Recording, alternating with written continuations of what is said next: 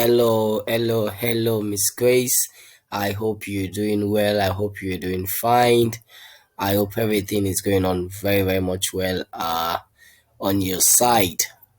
So, I want to welcome you to my first formative leading orders presentation. And first and foremost, I want to start with an apology in case of the background noise along the process you might be hearing.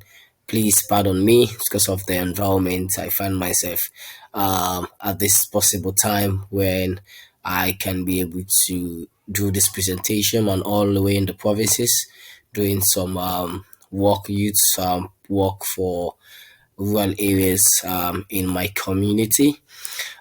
So today I'm going to be talking about four wonderful and great leaders who have taken Sierra Leone from zero to a place where at least we can say we are proud of being today. These are the four leaders. We have in Tamagai, we have Honorable Gulama, we have Ambassador Junior Navo, and of course Sengbe Pierre as well.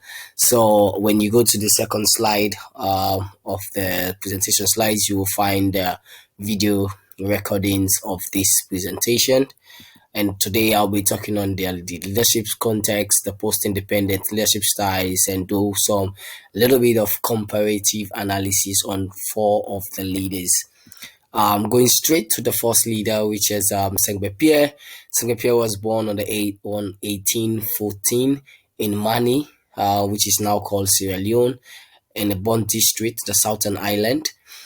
This is a man who fought against the slave trade in Sierra Leone in the 1899 era, stood by his people to ensure that the slave trade comes to an end, which is a typical example of a pre-colonial Africa man. Sengbe Pierre is a renowned former farmer and merchant who was born in Sierra Leone, like I currently said. He gained notoriety for his efforts to end slavery in Sierra Leone. So Pierre, unlike the other leaders, was a native person with little exposure to no Western schooling, yet he was able to use his indigenous knowledge to fight for his people against the West during the Sierra Leonean era of slavery. The other slaves were adopted and sold at the time, had strong faith in his abilities to lead by example, be more unselfish, and be determined to put an end to slave trade era. Sengbe Pierre is a leader who, in the face of oppositions from the slave owners they were sold to, stood by his fellow slave to ensure they got free.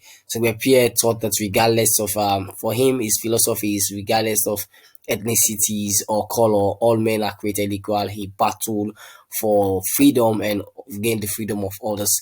Sengbe Pierre is also well known for his revolt on the LA Amsterdam, transporting them for slavery and fight and revolt against slave owners to completely end slavery in Sierra Leone.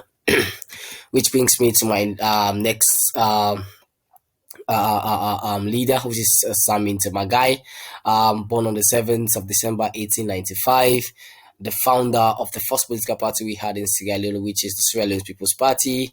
He was a great medical doctor. Sami Tumagai is a great example of struggle for independence. We cannot boast of independence in Sierra Leone today, and we forget to call the man Sami Tumagai. He is one of the people who stood to ensure that Sierra Leone gained independence. And again, he is the first ever prime minister, the first and the only prime minister we ever had in the Sierra Leonean history. He successfully guided Sierra Leone towards independence in 1961. He firmly believed in equal opportunity for all people and good health. Dr. Magai was also a political leader who constantly supports and maintaining the nation togetherness. When you talk about peace, unity, justice, you talk about Sami Tebagai during the struggle for independence area. So that man that is really a great example. I'll go straight to another vibrant woman leader, which is Ella Honorable Ella Koblugulama, who was born on the 26th January 1921, Moyamba district in Sierra Leone, and she is also a member of the Sierra Leone, the first political party, which is Sierra Leone People's Party, and also a very vibrant first female parliamentarian we ever had in Sierra Leone, in the history of Sierra Leone. He is the first female leader in parliament, and also she was renowned for her advocacy for children and women. Ella was renowned for being a grassroots leader. He knows the integrities of our young boys and girls and women to specifics have been struggling in Sierra Leone. She was also part of the first policy drafts to make sure that women get the equal opportunities and rights in Sierra Leone. She was also the first female advocate who pushed up advocacy in Sierra Leone, fought against great leaders above her to ensure that yet her voice can be heard, yet many other young women voices can be heard in Sierra Leone, and they can be part of leadership, and they can be part of society, to be part of the issue, not just as housewives, but also as people who can contribute to greater factor in the development of the country. So Ella Kobolo Gulama right there, she's a great example of post-independence who stood to ensure that equal rights and opportunities are given to young girls and women in Sierra Leone. And finally, to my final leader, which is the great man there, Ambassador Anthony Junior Navo, a Sierra Leonean, an entrepreneur, the CEO and founder of the African Young Voices Television. This man is a typical example of a 21st century leader, a man who has dedicated his life to fostering youth unity and collaboration in order to provide jobs for young people, which has been one of the greatest problem we have in Sierra Leone, and also a man who has founded one of the biggest empire in the history of Sierra Leone, which is the African Young Voices Television, a man who supports Sierra Leone in a number of other ways. Ambassador is also well known for his advocacy for youths and youth empowerment in Sierra Leone. Despite all the obstacles, political wise and all, he runs his farm full time and utilized to provide voice to young people and create jobs. Ambassador Novel supports youth empowerment and participation in governance, which is very much key, which is why I'm very much resonate with him, because he always wants to see young people in governance. Ambassador Novel is still a prominence among young people talk about him, because he gives himself that space wherein he allows young people to come into being and ensure that they all have equal opportunities and rights to participate in the leadership of the country. And of course, these leaders are all Sierra Leoneans from the roots, who have struggled and make a difference in many diverse ways in the country.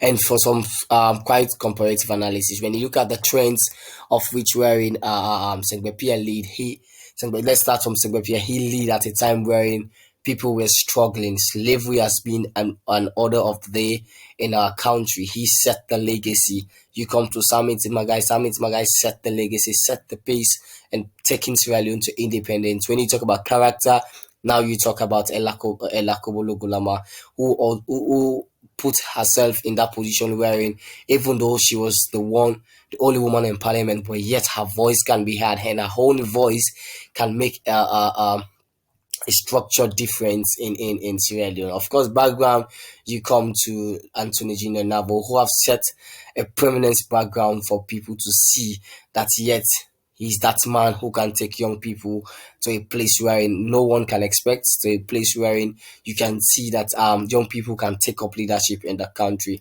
So when you look at all of these trajectories in these four leaders, you can see the comparison that they all are leaders who actually fought to lead others and make a difference. They stood by their principles, their philosophies to ensure that yet they lead other people in diverse ways, taking up initiative. They take up the risks, even though it's difficult in challenging times, but yet they do take up the risks and try to put others in a place wherein it's more satisfactory, in a place wherein it's more of a convenience and comfort for other people as a leader, despite all the challenges that come with them. And a clarity sense, all of them has a clear sense of vision of what they want to achieve, of how they want to lead people, and how they can make a change in every about this life they lead so far. And thank you very, very much. These are some of the key references that I got from the different leaders in doing my research on them. I remain Paul Elongima with Joseph, and thank you very much, Miss Grace, for this opportunity to go deeper into some of my grassroots leaders to ensure I get more knowledge on them. Thank you very much and have a good day.